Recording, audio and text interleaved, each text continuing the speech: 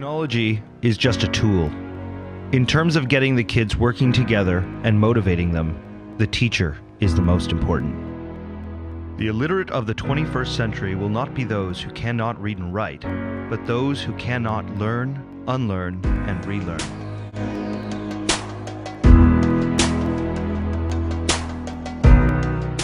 First of all, thanks for everything you've done to help us get us here so far. Now, help us even further. Firstly, help us use technology safely and not to hurt others. Sometimes we don't realize that what we're doing is risky or harmful. Help us use technology effectively. We want to use our smartphones for more than just texting and tweeting and Angry Birds.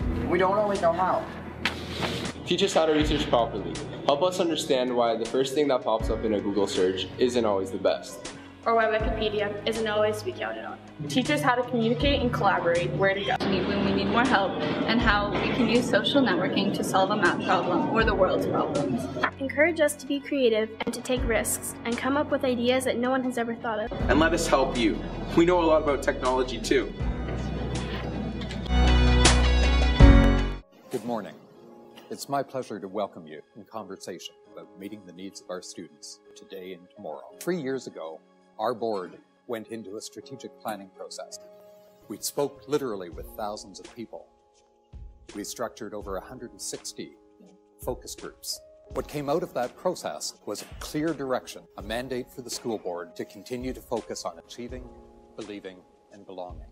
When we talk about achieving, our intent is to ensure that every student has the opportunity to fully achieve their God-given potential, to develop fully into the person that God intended each of them to be. Within the context of academic achievement within the 21st century, it's important that we understand that that necessarily includes the development of skills like critical thinking, the encouragement of creativity, the practice of strong communication skills, and the collaborative skills, which position our students not only for success in our classrooms, but for success in all their future endeavors.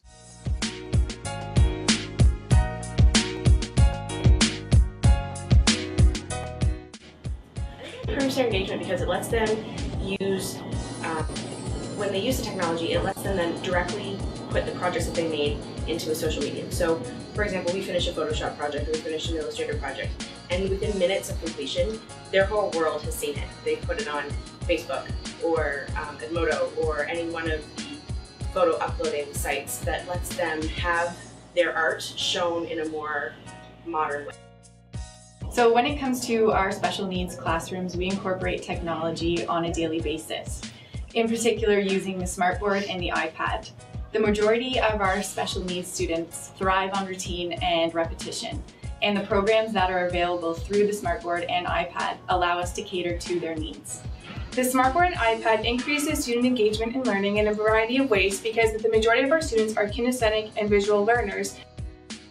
I'm using technology in my class to help the students learn the ins and outs of the entertainment industry, primarily with a focus on broadcasting and audio production, but also with things like studio lighting, lighting for live events and stuff. So it becomes really hands-on. I like to get the kids in the catwalks above our theater, working with the rigging, working with the lighting, here in the classroom and in the studio, setting up mics, recording bands, doing things like that too.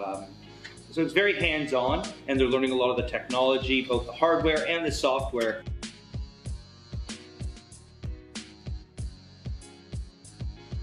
Our classrooms to be a little bit different than they were in the past, and we can do more things that we couldn't do before.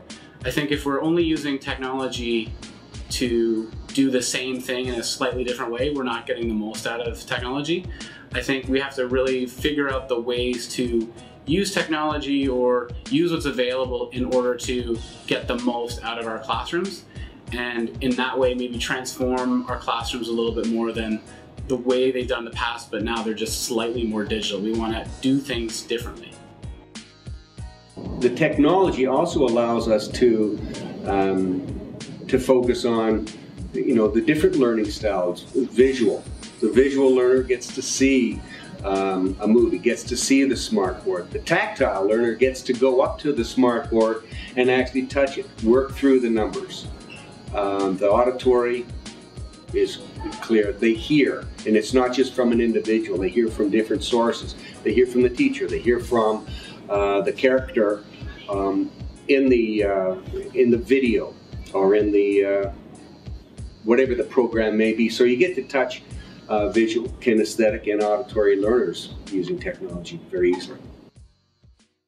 When we talk about believing within this context, we commit to an environment, to a school community in which students have the opportunity to learn about their faith and to practice their faith, and to do so within a community experience in which the significant adults around them, the men and women who serve as their teachers, their supports, their assistants, have opportunities consistently to model those values of love and service as we've learned them from Jesus Christ.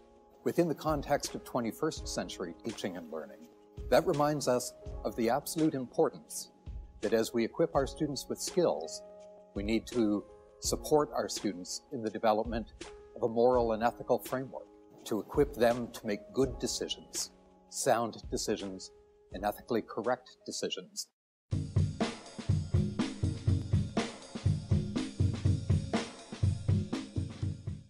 I think technology improves student engagement because it allows them to use the tools that they are now using. Reality is that every student has a phone and an iPod, whether it be an Apple or an Android, or they have an iPad or anything. They're using it every day, constantly, and that's what gets them engaged. So instead of creating a divide where you can't use that in class, let's try and use those tools that engage them in other ways to engage them for learning.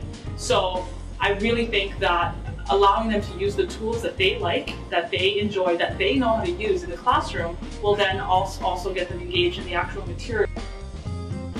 We're incorporating the iPads, the iPhone, our smartphones, and the iPod Touch into our classroom to help students with productivity and organization. And we've decided to use those because a lot of students have already invested in this piece of technology, but they only use it for socializing, entertainment, or media. And we're trying to teach them how to use this expensive tool as a means to be more productive.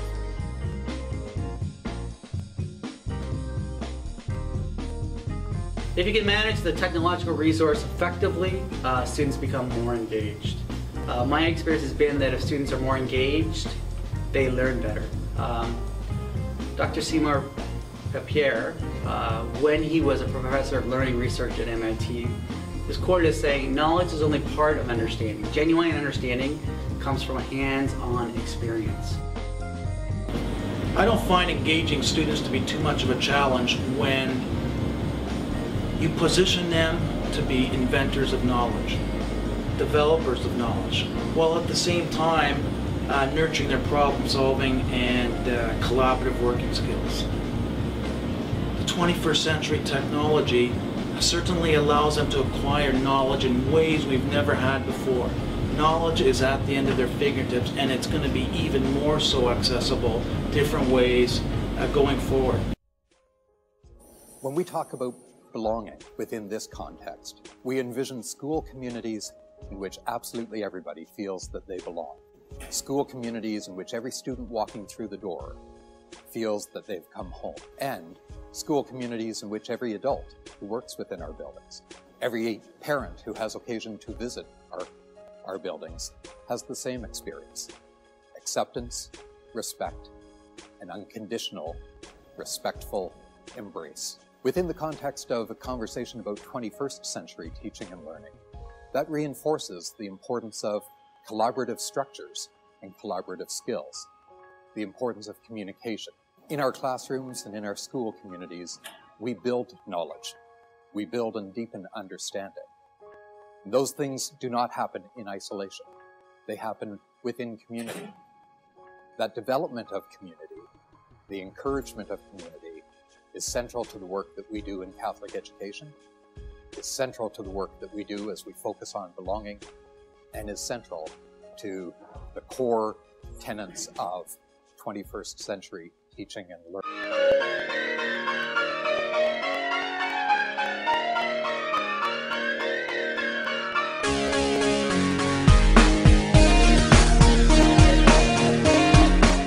Right now I'm looking at using Google Docs as my learning management system. It's actually called Google Apps for Education, and we changed over to a Google School last year.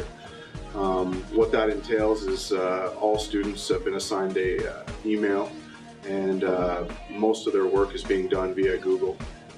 They're allowed to collaborate and share with one another using Google Docs. Hello.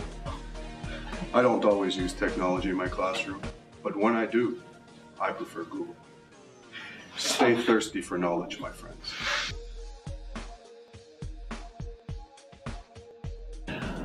The history teacher has to kind of wear many different hats in the classroom. Okay, we have to teach kids how to properly research, how to look up sites, figure out which one is credible and which one's not, how to analyze that information and synthesize it in a well-written document, essay, or present it in a creative package, whether it's using PowerPoint or Keynote. It has to look smooth and creative. Our students come to school each day engaged in the programs that you deliver in your classrooms. I'm proud of the work that we do. I'm proud of the work that you do. I would like to take this opportunity to thank you for your commitment to your students and to our schools, for your efforts individually and collectively to ensure that our students have every opportunity to achieve to their full potential, to believe in the God who made us all, and to belong to communities of care and concern. Thank you for the work that you do, and God bless.